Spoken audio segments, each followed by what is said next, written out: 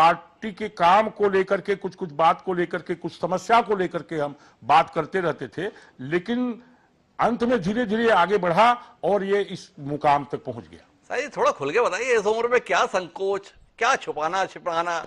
आपकी तो खुले खुली बात की प्रतिष्ठा रही है, बताइए किससे बात हुई? मोहन मरकाम से मिलते जुलते थे, भूपेश जी से मिलते जुलते थे, या कोई और दूत था जो आपके साथ संवाद रखता था?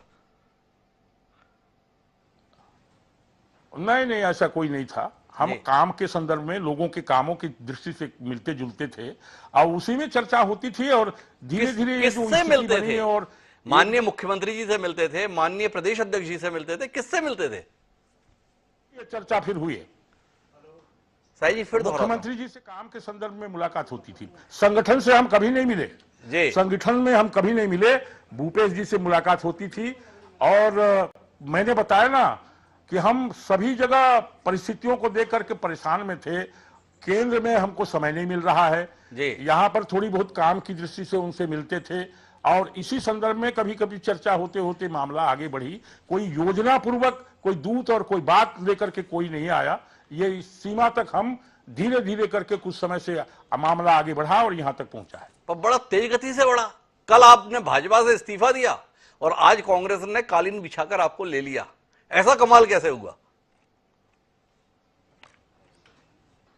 नहीं, वो बात नहीं है, वो तो प्रगट में जो दिखता था वो है आज का। लेकिन हम इस दिशा में काम, लोगों की समस्याओं को लेकर के, बहुत सारे विषय को लेकर के लगातार इसके लिए संघर्ष हम करते रहे। ये आज का मामला नहीं है, काफी समय से चल रहा है। अच्छा, ये दिख रहा है वो आज है।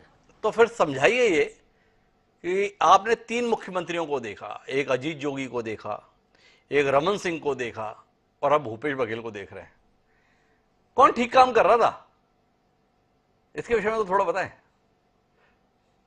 अब देखिए, अब दो तो हैं अभी यहाँ पर। ये मैंने देखा है कुछ काम इनके, ये जो एक इनका नारा आपने सुना होगा, नरवा, गुरुआ, घरुआ, बारी जी, ये 3 हैं बड़े संगवारी जी। और इन्होंने कुछ काम इधर प्रारंभ किया है, कौशल्या जी के वो माने ये मायका है जी, उसको लेकर के, और इधर राम वनगमन पथ का निर्माण की भी बात ये चला रहे हैं अभी जी। तो कुछ कुछ काम तो जो सनातन सोच की दृष्टि से है, इन्होंने काफी शुरू किया है। काम अभी बहुत आगे बढ़ना है, लेकिन उन लोगों ने भी किया और इनका जो कुछ कुछ ये काम हम देख रहे हैं, मुझे लगता है काफी अच्छी शुरुआत है। आगे कैसे और कहां कहां आगे जाना है, बहुत सारी बातें हैं।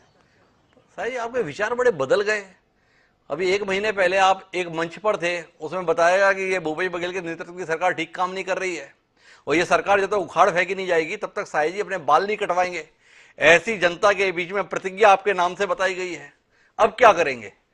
कांग्रेस में रह के भूपेश बघेल को हटाने की कोशिश करेंगे या अब हम बड़े हुए बालों में ही नंद कुमार साई जी को देखेंगे? उलझन हो गई बड़ी, क्या करेंगे साई जी?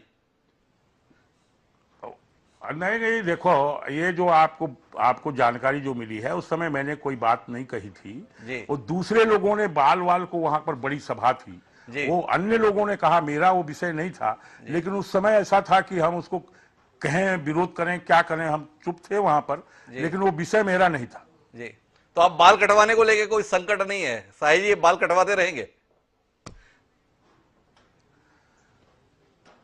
नहीं, बाल तो हम बहुत दिनों से नहीं कटा रहे हैं, लेकिन ये पार्टी और चुनाव से संबंधित इसको जोड़ देना, ये जो लोग कह रहे थे, मैं बाद में बोला, भाई तुम अपनी बात करते, मेरे बात को क्यों वहां रख दिए? लेकिन अब वो सभा में उसका विरोध करना या उसका क्या करना संभव नहीं था, इसलिए वो कहा गया, वो मेरा विषय नहीं था। ऐसा ही एक बात जानना चाहता हूं, क्या आपको नहीं लगता है कि आपने जरा देर कर दी? ये जो बगावत आप 77 साल की उम्र में कर रहे हैं, अगर ये आपने 57 साल की उम्र में की होती तो कहानी कुछ और होती। इसका कोई मलाल तो नहीं है? आपको हमेशा रहा कि इस राज्य का मुख्यमंत्री एक आदिवासी होना चाहिए।